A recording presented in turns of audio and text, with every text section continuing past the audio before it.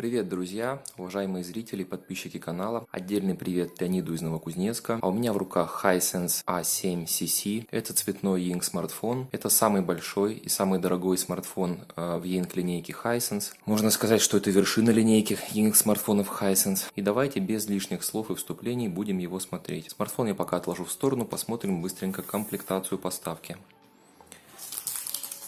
Так, в посылке помимо самого смартфона был вот такой вот неоригинальный флип-чехол, который мы посмотрим позже. Две пленки на основной, две запасные матовые пленки на экран. Ну и сама коробка с телефоном. Коробка черная, на ней написано A7, потому что коробка общая монохромной цветной модели A7 и A7CC.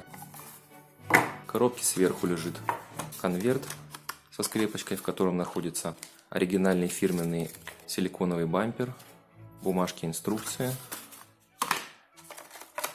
Далее вот в этой пленочке был смартфон, и под смартфоном кабель USB Type-C и китайская зарядка без адаптера. Эта зарядка быстрая, и при зарядке аппарата она может выдавать ток до 3 ампер. Несколько слов о продавце и о цене. Телефон я купил в магазине Fish Cell Phone Store. И в настоящий момент цена его составляет 38 082 рубля. Плюс к этому добавится таможенная пошлина, которая будет составлять примерно 3200 рублей. И итоговая цена будет что-то в районе 41 тысячи. Но вы можете купить это устройство на $30 дешевле. Fish Cell Phone Store предоставляет скидку для подписчиков моего канала.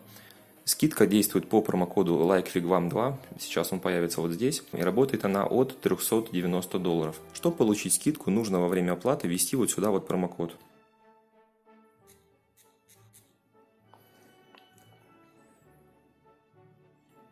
И вы получаете скидку $30. Вот так это будет выглядеть в рублях. Минус 2195 рублей. У нас есть еще два промокода на скидку $10 и $20. Информацию о всех наших скидках смотрите в описании канала. Fish Cell Phone Store – это очень честный, отзывчивый продавец.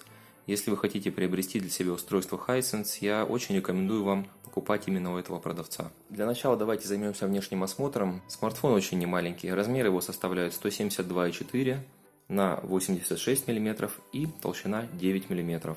Вес смартфона составляет 221 грамм, и этот вес реально ощущается. Смартфон кажется тяжелым. На передней стороне у нас расположен цветной E-Ink дисплей с диагональю 6,7 дюйма, разрешение его 1800 на 900. Сама поверхность экрана глянцевая, из коробки на экран наклеена матовая защитная пленка. Экран выполнен плоским, в верхней части экрана расположена камера на 5 мегапикселей и разговорный динамик. Мой смартфон серебристый, но есть также черный вариант. Задняя крышка по ощущениям выполнена из пластика. На ней расположен датчик отпечатка пальца. Сверху немного выступающий блок, состоящий из камеры на 13 мегапикселей и вспышки. Под ними уже знакомая нам надпись Live Reimagine. В нижней части надпись Hisense 5G. Да, у этого телефона есть поддержка сетей 5G. Рамка корпуса похожа на металлическую. В нижней части мы видим разъем под наушники, микрофон, порт USB Type-C и динамик. На левой стороне лоток для сим-карты и кнопка E-Ink. На правой стороне сверху кнопка включения, под ней качеля громкости. Сверху только микрофон шумоподавления. Аппарат производит очень приятное впечатление, качество сборки традиционно для Hisense на высоте. В коробке лежал фирменный силиконовый чехол, также очень хорошего качества, он не абсолютно прозрачный, у него есть такой легкий серый оттенок. Чехол возвышается над камерами, что должно защитить вот это вот стекло от царапин. С вашего позволения дальше буду снимать телефон в чехле, чтобы не поцарапать блок камеры об стол. Теперь, что касается размеров и удобства использования, вот можно наглядно посмотреть сравнение с моделью A6. Можно заметить, что A7 ощутимо больше. Этот телефон реально очень большой, и использовать его одной рукой не всегда удобно. Мой палец с трудом дотягивается до краев экрана, и вы видите, что удобнее просто положить его на вторую руку и использовать двумя руками. Итак, я включил аппарат, и сейчас для тех, кто не смотрел мой обзор Hisense A5C, я очень быстро расскажу о том, как устроен цветной E-Ink дисплей. Технология заключается в том, что здесь поверх самой черно-белой E-Ink панели наложен фильтрующий RGB слой. Это полупрозрачная пленка, и она абсолютно пассивна. Так выглядит экран под микроскопом. Чтобы показать нам какой-либо цвет, экран просто закрывает все остальные цвета черным. Поэтому все цвета, которые мы видим на экране, они вот такие вот неяркие, приглушенные. Более сложные цвета получаются из более сложных смешений черного, серого и цветов фильтрующей пленки. Многих интересует вопрос, можно ли пользоваться этим экраном без подсветки. При таком ярком свете, как горит у меня сейчас, читать без подсветки можно, но все равно экран ощущается серым. Для сравнения, вот он, монохромный E-Ink экран Hisense A6, как видите, он намного белее. Когда свет менее яркий, читать тоже можно, но это не так комфортно, и на мой взгляд лучше, конечно, включить подсветку.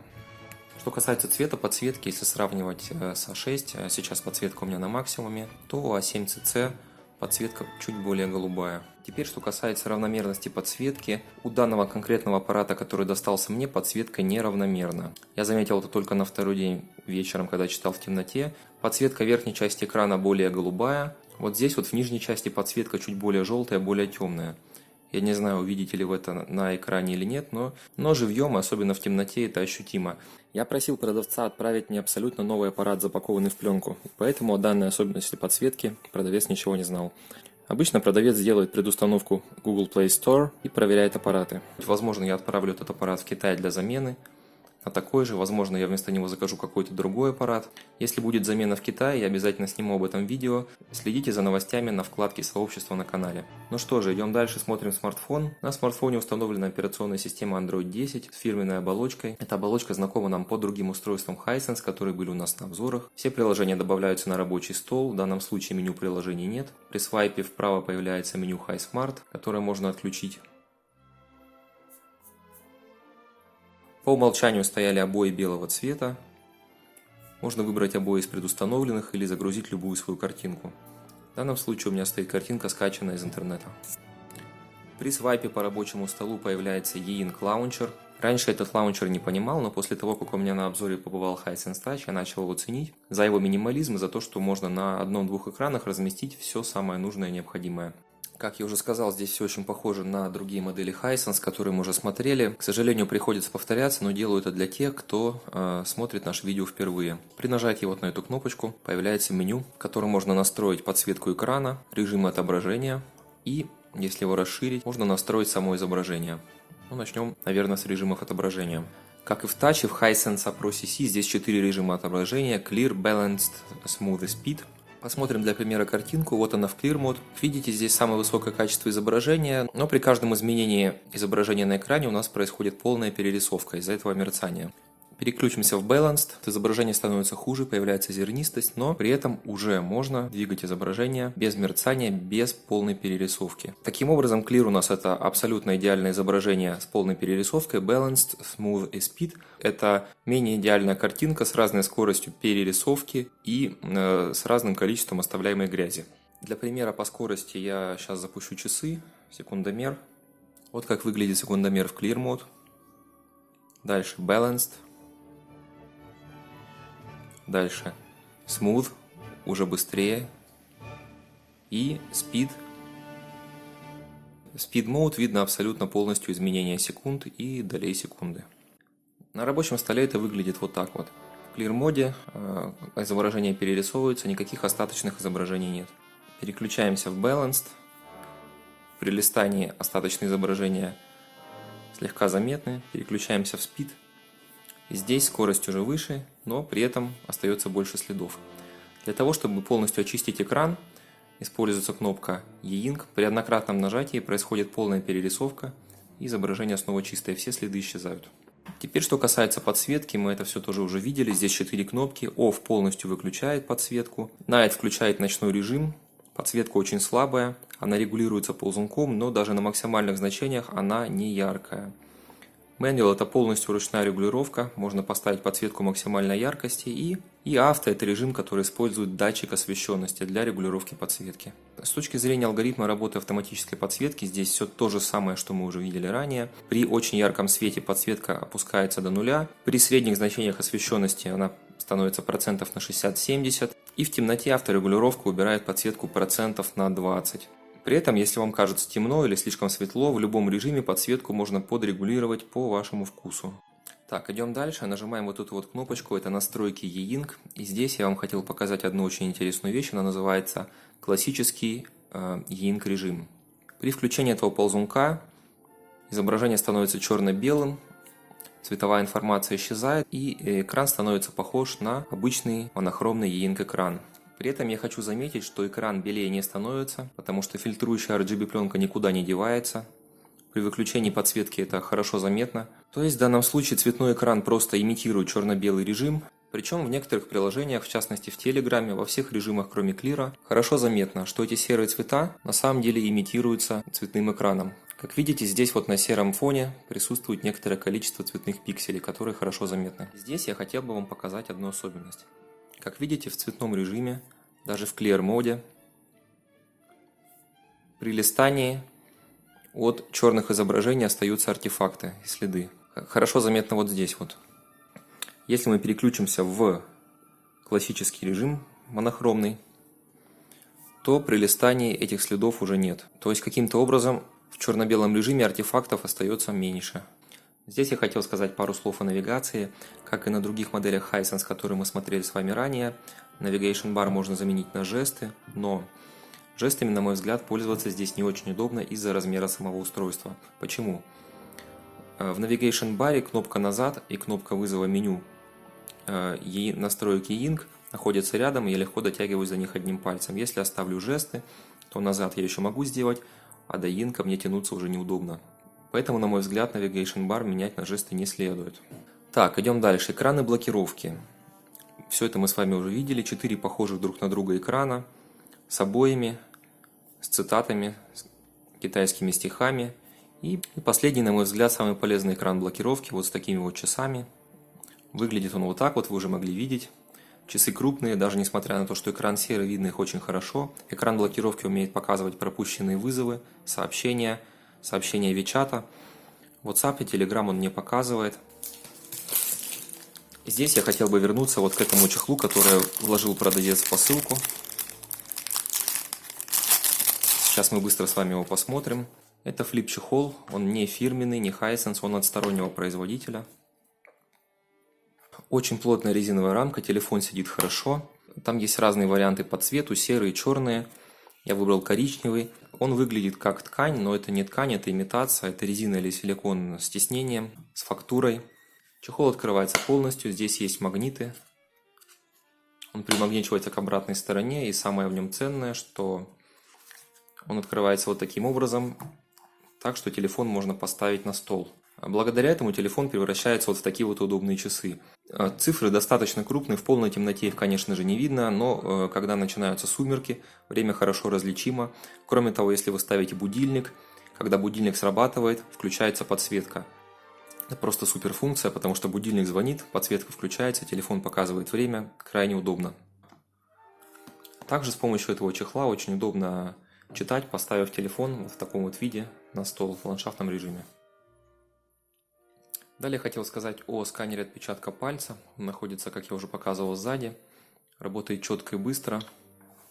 Задать можно традиционно до 5 пальцев. Но главное даже не в этом, а в том, что Hisense радует нас огромным количеством настроек. И отпечаток пальца можно использовать и для других целей. В частности, для ответа на звонок, для записи звонка, для того, чтобы снимать фотографии. Не знаю, насколько это удобно. Для того, чтобы остановить будильник. И самое главное, о чем я хотел сказать, это перерисовка экрана.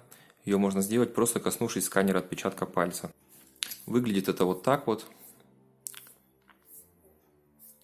Просто касаемся датчика пальцем, и экран перерисовывается. На мой взгляд, это намного лучше, чем кнопкой, потому что кнопка – это механизм, который изнашивается, а здесь мы делаем то же самое, ничего не нажимая. Google сервисов и Google Play Market здесь, естественно, нет. Полноценного способа установки Google сервисов пока не изобрели. Есть способ установки Play Market и некоторых Google приложений, неполноценный, без создания аккаунта, без синхронизации. Вот здесь сейчас, кому интересно, будет ссылочка на видео от Матео Аккарди, где он подробно это разбирает. А я вместо маркета традиционно пользуюсь приложением APK Pure. Далее, русифицировали мы аппарат через Morlocale 2. Но в отличие от других моделей Hisense, которые были у меня в руках, здесь русского языка намного больше, и это прямо бросается в глаза. Так, далее быстро технические характеристики. Процессор называется Unisoc Tiger T7510, 8-ядерный. Оперативная память 6 ГБ, встроенная память 128 ГБ, по памяти других вариантов нет. Емкость батареи 4770 мАч. Всего памяти у нас 128 ГБ, система занимает 23 с небольшим гигабайта. В Antutu Benchmark данный аппарат набирает 213 238 баллов. Теперь по 5G.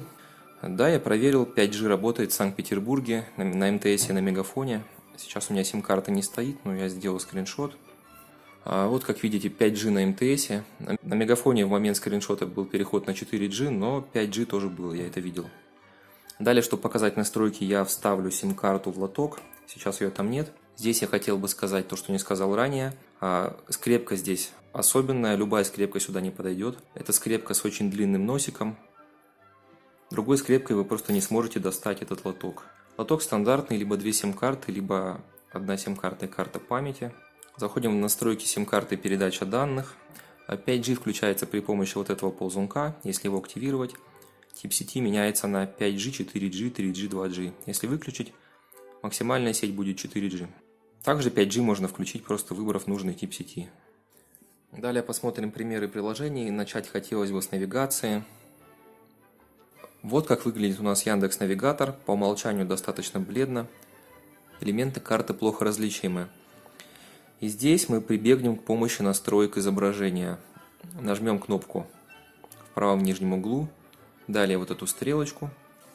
И здесь мы видим возможность отрегулировать изображение так, как нам нужно. Первый ползунок называется Saturation, но это не Saturation, это скорее контраст. Передвигая этот ползунок, мы получаем вот такой вот результат. Как видите, на максимуме все видно отлично, даже на середине. Следующие ползунки у нас позволяют прибавить-убавить количество черных и белых цветов, но я их трогать не люблю, потому что много они не добавляют. Итак, добавив контраст, мы получаем достаточно читаемое изображение. Я предпочитаю навигацию в Balanced Mode, потому что следов остается меньше, чем в режимах Smooth and Speed. И при этом то, что карта двигается не плавно, небольшими скачками, для меня это не критично. Как видите, озеро, деревья, дома, дороги, все различимо. В навигации цветной экран имеет явное преимущество перед монохромным, потому что позволяет легко понять, где пробки есть, а где их нет. Так, дальше по программе у нас чтение. Есть 4 китайские читалки. При этом, если вы будете использовать JD Reader, вы сможете заблокировать экран на странице чтения. Подсветка будет выключена, телефон будет заблокирован, но можно будет читать и листать при помощи кнопок громкости. Данное решение очень экономично.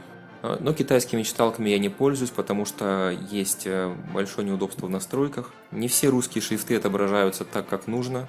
В частности, большинство книг в формате EPUB выглядит вот так вот. Поэтому я, конечно же, предпочитаю использовать FB Reader. И здесь размер экрана является явным преимуществом перед другими устройствами Hisense, потому что вы можете при том же размере шрифта разместить на одной странице больше информации, либо поставить больше размер шрифта и листать с той же скоростью, с которой вы листаете маленький экран. Вы можете заметить на экране сеточку, это как раз и есть пленка цветного фильтрующего слоя. Поначалу она доставляет дискомфорт, но впоследствии я просто перестал ее замечать. Здесь пару слов о версии FB Reader.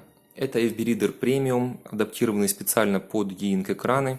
Ссылка для скачивания будет внизу. Как видите, здесь белые менюшки. Эта премиум-версия является бесплатной для устройств, на которых не установлены Google сервисы, но при этом эта версия синхронизируется с вашим Google аккаунтом через браузер, и вы по-прежнему можете читать одну и ту же книгу на разных устройствах.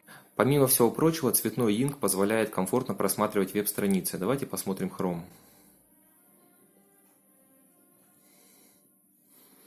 Вот как выглядит у нас веб-страница в Clear Mode. Переключаемся в Balanced. В Balanced скроллинг происходит рывками. Дальше Smooth немного быстрее. И Speed очень быстрый скроллинг, просто вообще очень быстрый. И здесь есть одна очень полезная настройка, которую я показывал в обзоре тача. Заходим в E-Ink Settings, включаем ползунок Dynamic Refresh Mode. Теперь, если у нас стоит Clear Mode, при скроллинге он переключается в Balanced. И во время листания не происходит никакого мерцания. После остановки изображения опять включается Clear Mode. Очень удобно. Дальше посмотрим YouTube Vancet, как на данном экране выглядит видео. Посмотрим трех котов.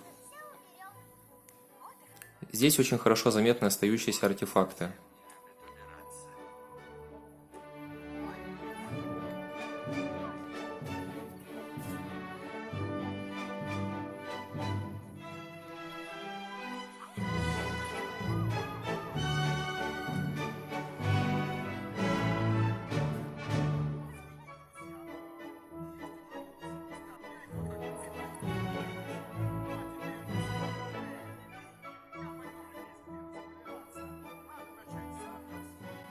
Все видео я смотрю в режиме Speed Mode.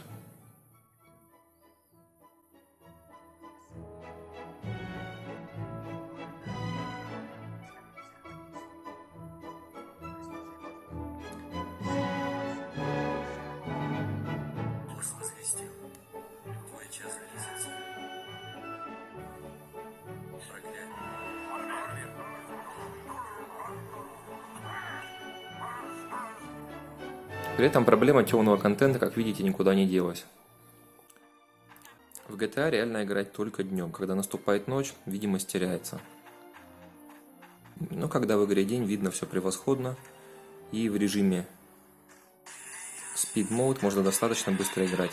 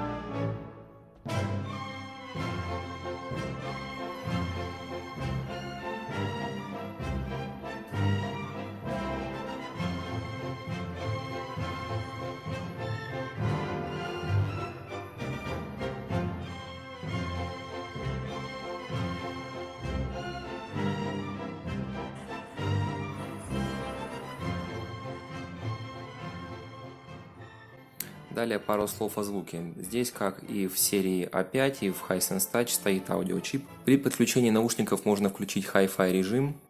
Нажав вот на эту кнопочку, мы попадаем в режим настройки эквалайзера. Здесь есть пресеты для разных стилей музыки, имитация помещения разного размера. Можно настроить эквалайзер вручную, но при этом, в отличие от того же Hisense Touch, здесь режим Hi-Fi и режим эквалайзера не могут работать вместе почему-то. В Hisense Touch их можно было включить одновременно.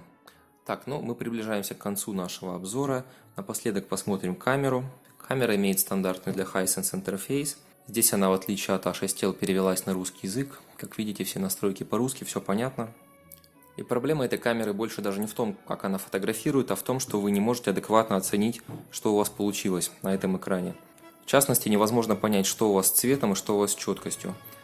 Кстати, автофокус на этой камере работает не очень здорово, поэтому под конец я стал уже делать по 2-3 фотографии, чтобы гарантированно получить хотя бы один четкий снимок. Вот здесь вот все выглядит более-менее нормально, на деле мы получаем расфокусированную фотографию, смазанную. Далее посмотрим примеры фотографий, которые у меня получились. Я загружу их также на Google Диск, ссылка будет внизу, вы сможете открыть и посмотреть их более детально. Я бы вообще сказал, что эта камера фотографирует на 4 с 2 минусами, потому что очень много смазанных фотографий. Я фотографировал, ничего не меняя в настройках, только поставил соотношение сторон 16:9 и добавил водяной знак. Режим HDR по умолчанию здесь стоит автоматический. Пример записи Full HD видео и звука голоса.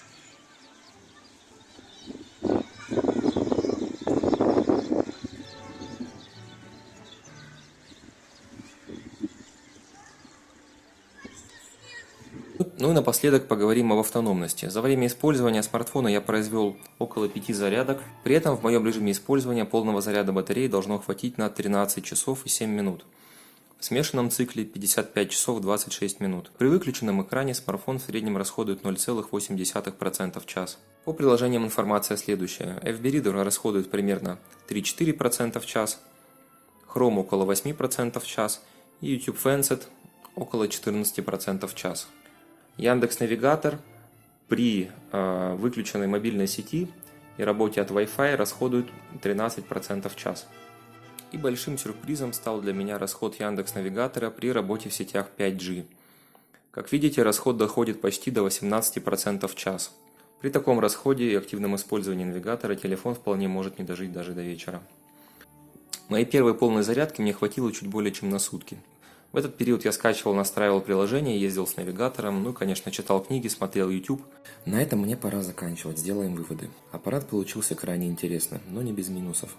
Им просто приятно и интересно пользоваться. Я думаю, что любители Ying меня поймут. Размер экрана большой и очень удобный для чтения и просмотра контента, но при этом он тяжеловат и по эргономике подойдет далеко не всем. Аппарат достаточно мощный, с большим количеством встроенной памяти и поддержкой сетей 5G, но непонятно, зачем все это нужно. Проблемы с темным контентом и камерой также создают неудобства. Лично мне он видится в качестве идеального второго устройства, если у вас уже есть основной аппарат с хорошей камерой и обычным экраном. Но здесь возникает вопрос, а зачем тогда нужен цвет? Если же вы рассматриваете возможность приобретения данного аппарата преимущественно для чтения, то имеет смысл обратить внимание на монохромный вариант А7.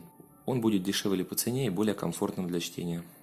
На этом у меня все. Не забывайте использовать промокод на покупку, подписывайтесь на канал, ставьте лайки. Будьте здоровы и до новых встреч!